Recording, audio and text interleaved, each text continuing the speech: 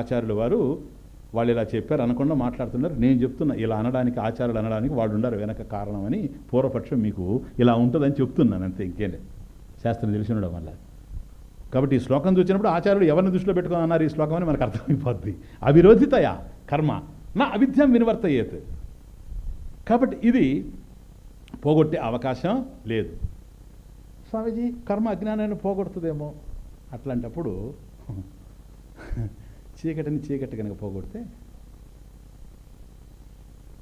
అజ్ఞానాన్ని అజ్ఞానం పోగొడుతుంది అని ఆచార్యులు వారు భగవద్గీత 4వ అధ్యాయం కర్మణి అకర్మయ పశ్చేత్ అనేటువంటి శ్లోకం మీద చాలా రాశారు వ్యాఖ్యానం, శంకర భాష్యం. అక్కడ అంటారు ఈ మాట ఏంటో తెలుసా? నహి తమస్తమసో నివర్తకం. మీకు అనేక సార్లు కోట్ చేసి ఉంటాను నేను. నహి తమస్తమసో నివర్తకం.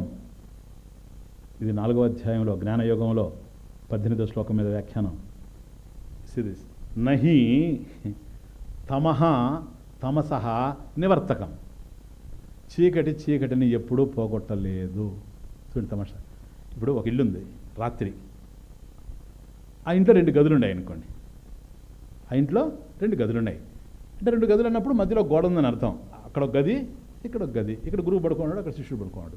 ఓకే, తమాషా. ఉన్నటువంటి పవర్ కట్ అయిపోయింది, బ్రేక్ డౌన్, అంతా చీకటిమయం. ఇప్పుడు ఏం చేయాలి? చీకటి పోవాలి. చీకటి పోవాలంటే ఒకటే మార్గం. ఎక్కడుంది చీకటి? శిష్యుడి దగ్గర ఉంది. అందువల్ల ఏం చేయాలి? గురువు రూములో నుంచి పోవాలి అని ఆ మధ్యలో ఉండి గోడను పగలగొట్టాడు అనుకోండి. ఇది నహి తమసో నివర్తకం అంటే తమః తమసః నివర్తకం నా హి కదా. ఎట్లంటే ఇప్పుడు ఆ శిష్యుడు ఏడుస్తున్నాడు అనుకోండి, వాడు ఇద్దరు చీకట్లోనే ఉండరు. ఇద్దరు చీకట్లో ఉండి ఏడ్చేవాడిని శిష్యుడు అంటారు, ఏడవడం అని గురువు అంటారు. మోడర్న్ ఆధునిక గురు శిష్యులు ఎట్లాంటి వాళ్ళు అంటే వాడు చీకట్లోనే ఉంటాడు, వీడు చీకట్లోనే ఉంటాడు కదా. వాడు ఏడస్తుంటాడు చీకట్లో ఉన్నాను, వీడు వెలుగులో ఉన్నట్టుగా భావన చేసుకుంటాడు చీకటిని. అందువల్ల వీడు ఏడవడు కనుక ఇక్కడ చీకటి లేదనుకొని వాడు గోడను పగలగొట్టేశాడు అనుకోండి. శిష్యుడు కొంత శక్తి ఉంటుంది కనుక, గురువు 60 దాటి ఉంటాడు, వాడు కొట్టలేడు. ఇప్పుడు తమర్చండి. ఇప్పుడు ఏం కావాలా? ఈయన జ్ఞానం ఆయన దగ్గరికి పోవాలా, ఎందుకంటే ఈయన అరవడం లేదు కనుక. ఈయనకి దగ్గర ఏముంది జ్ఞానం? చీకటే రూములో. ఈయన చీకటి అంతా అడిగిపోగానే అప్పుడు శిష్యుడు ఎందుకంటే వెలుగు వస్తుంది కనుక. Is it a possibility? నహి తమసో నివర్తకం. వీడి రూమ్లో ఉండే చీకటిని తీసుకెళ్ళి వాడి రూమ్లో వేస్తే అక్కడ వెలుగు వచ్చేటువంటి అవకాశం లేనే లేదు. మరి ఎట్లా సార్? కర్మ అవిద్యను పోగొట్టలేదు కనుక. థర్డ్ లైన్, విద్య అవిద్యాం నిహంత్యవ. విద్య జ్ఞానం ఏదైతే ఉందో అవిద్యాం అజ్ఞానాన్ని నిహంతి తొలగిస్తుంది, నశింపజేస్తుంది. సెంటెన్స్ చూడండి, విద్యా అవిద్యాం నిహంత్యేవ. విద్యా ఏవ అవిద్యాం నిహంతి. అన్వయక్రమం అంటే చూసుకోండి. విద్యా ఏవ అవిద్యాం నిహంతి. అవిద్యని అజ్ఞానాన్ని పోగొట్టేది విద్యే, ఇంకొకటి కాని కాదు. అంటే అజ్ఞానాన్ని పోగొట్టేది జ్ఞానమే, మరొకటి కాని కాదు. కథం? ఎట్లా? మళ్ళీ సుఖావబోధాయ. ఇప్పుడు మళ్ళీ ఇంకొక ఎగ్జాంపుల్ ఇస్తున్నాడు. తేజ తిమిర సంఘవత్. అది అయ్యా, కర్మ అజ్ఞానాన్ని పోగొట్టలేదు, జ్ఞానమే అజ్ఞానాన్ని పోగొట్టాలి. ఎలాగూ? చీకటిని చీకటితో పోగొట్టుకోలేరు, వెలుగే చీకటిని పోగొట్టాలి. వెలుగే చీకటిని పోగొట్టాలి. తేజ, తేజం వెలుగు, ప్రకాశం ఏదైతే ఉందో తేజ తిమిర సంఘవత్. కథం అంటే ఇట్లా తిమిర సంఘవత్ అంటే ఇక్కడ సంఘవత్ అంటే చాలామంది పూర్వం అట్లా ట్రాన్స్లేషన్స్ చేసేవాడు. తిమిర సంఘవత్ అంటే చీకట్ల సమూహములను, ఏమి గ్రూపులు కలిగే చీకట్లు. సంఘ శబ్దం గడాంధకారం అని అర్థం. తిమిర సంఘ గడాంధకారం అయి ఉన్నా కూడాను, కటిక చీకటి ఉంటుంది అనుకోండి.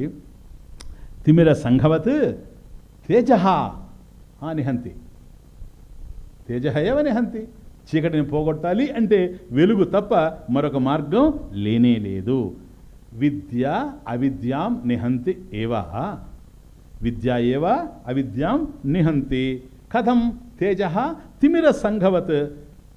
తిమిర సంగ తేజ ఏవ నిహంతి.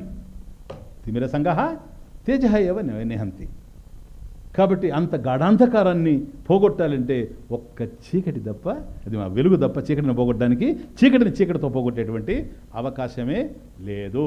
కనుక కర్మ కాదు సార్. ఎందుకని? అవిరోధిత్వాత్. కర్మకి అజ్ఞానానికి తేడా లేదు. కాబట్టి ఇదొక చీకటి, అదొక చీకటి. తాను అకర్తగా ఉండి కర్త అనుకొని చేయడమే అజ్ఞానము. అలా చేయడంలోనే కర్మ ఉత్పన్నమవుతూ ఉంది.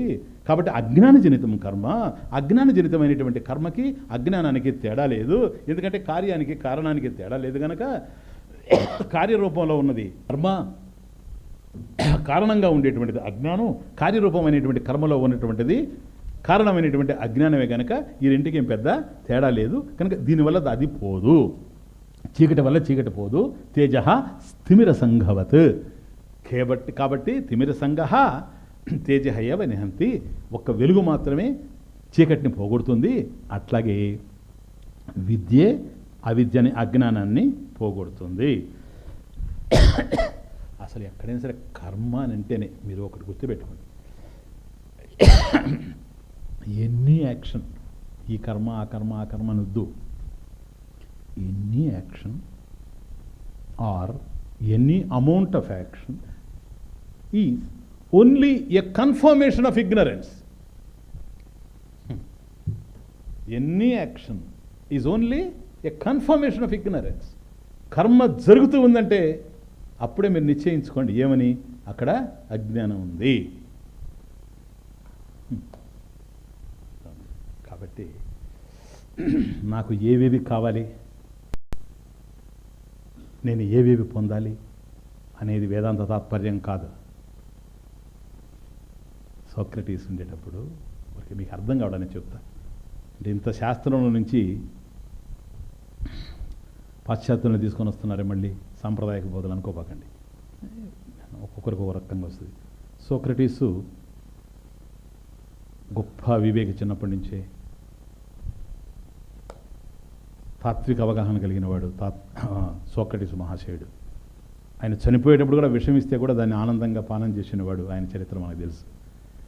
ఈ సోక్రటీసు రోజు ఒక ప్రశ్న వేస్తాడు, ఎవరు ఫ్రెండ్. కారణం ఏంటంటే అక్కడికి ఏదో ఎగ్జిబిషన్ వచ్చింది ఆ ఊరికి, సోక్రటీస్ తెచ్చు పట్టణంలో. ఎగ్జిబిషన్ కావాల్సిన రకరకాలైనటువంటివన్నీ కూడా పెట్టేసి ఉండారు అక్కడ. మంచి ఆ పక్కనే ఒక పెద్ద మార్కెట్ కూడా ఉంది, పూర్వం చెన్నైలో ఉన్న మోర్ మార్కెట్ లాగా. కొందరన్నా కొన్ని చూసుకొని వస్తారు కానీ సోక్రటీస్ పోయి ఆ ఎగ్జిబిషన్ అంతా తిరుగుతాడు. అందువల్ల వాళ్ళు 4:30 పోతే ఇతను 3:30కే పోతాడు. సోక్రటీస్ దానికి అవసరమే లేదు, ఏవి పోయి అన్నీ తిరిగి వచ్చేస్తాడు. ఆ విధంగా తిరిగే వాళ్ళు ఎవ్వరు లేరు. ఏదో ఒక్కొక్క ప్లేస్కి పోయి రేపు అక్కడికి పోదామని అనుకుని వస్తారు కానీ సోక్రటీస్ ముందే 1 గంట ముందే పోయి అన్నీ తిరిగి వస్తూ ఉంటాడు. కానీ కొన్ని చూసిన వాళ్ళు ఏదో ఒకటి కొనుక్కొని పోతూ ఉంటారు. సోక్రటీస్ కొనేది ఏమీ లేదు, ఎందుకని పట్టుకుపోయేది ఏం లేదు, ఖాళీగా పోతాడు. సాధు ఖాళీగా వస్తుంటాడు. 4 రోజులు 5 రోజులు 6 రోజులు చూసిన తర్వాత, వారం అయిన తర్వాత ఒక ఫ్రెండ్ కనిపించి, అయ్యా ఏంటి అసలు ఇది నేను చూస్తున్నా. ఎందుకంటే ఆయనకి ఏ వస్తువు మీద ఆసక్తి లేదు. ఎవరెవరో శిష్యులు ఎన్నెన్నో తెచ్చిస్తారు. ఆ తెచ్చిచ్చినవన్నీ ఆడ పడే ఉంటాయి. అతనేం వాడుకునేది ఉండదు. డబ్బు అయినా అక్కడే పడి ఉంటుంది, వస్తువులైనా అక్కడే పడి ఉంటాయి. ఆ తెచ్చిచ్చేవాళ్ళు చెప్తుంటారు, ఇది చాలా ఉపయోగకరమైనటువంటిది నీకు అని చెప్తుంటాడు. అట్లాగే నన్ను తీసుకుంటే ఆడ పడేస్తాడు. ఆయనకి అది ఉందని కూడా తెలియదు, అది అలా పడి ఉంటుంది. ఇది సాధు లక్షణం. సాధు జీవితాన్ని చూసినప్పుడు అర్థమవుతుంది ఇతను సాధు అవునా కాదా, అర్థమవుతుంది. అటువంటి వాడు ఎందుకు పోయి వస్తాడు ఈ ఎగ్జిబిషన్ కానీ అర్థం కాదు. ఈ ఫ్రెండ్ అడుగుతాడు, అయ్యా నువ్వు ఎందుకని, నీకు అసలు ఏం అవసరం లేదు కదా, నీకు ఏది ఇచ్చినాడు పడేస్తావు కదా, నీకు దేని మీద ఆసక్తి లేదు, నీకు ఎంతసేపు తత్వమే, దాని గురించినటువంటి ఆలోచనే, జ్ఞానాన్వేషణే నీకు, మరి ఎందుకు వచ్చేట్లా తిరుగుతున్నానని. సోక్రటీస్ అంటాడు, ఎంత అద్భుతమైన మాట చెప్తాడంటే, చూడు నేను రోజు వచ్చేది ఎందుకంటే అక్కడ ఏదో కొనాలని కాదు, అక్కడ ఆసక్తికరమైన విషయాలన్నీ ఉన్నాయి, వాటిని వస్తువులను చూడాలని కాదు, నేను చాలా సుఖంగా బ్రతుకుతున్నా నీకు తెలుసు కదా అంటాడు. నిజమే, నువ్వు ఎప్పుడు ఆనందంగానే ఉంటావు కదా, చనిపోయేటప్పుడు ఆనందంగా ఉన్నాడు కదా, విషం ఇచ్చి చంపుతూ ఉంటే అలా విషం తాగుతూ కూడా ఆనందంగానే పోయాడు కదా. రేపు విషమిస్తారని తెలిసి కూడా జైల్లో కవిత్వాలు రాశాడు కదా, అది సోక్రటీస్ అంటే. కనుక అటువంటి మహాశయుడు, అయ్యా నువ్వు ఎందుకు వచ్చావు, నీకేం అవసరం, నిజమే నేను ఆనందంగా ఉన్నాను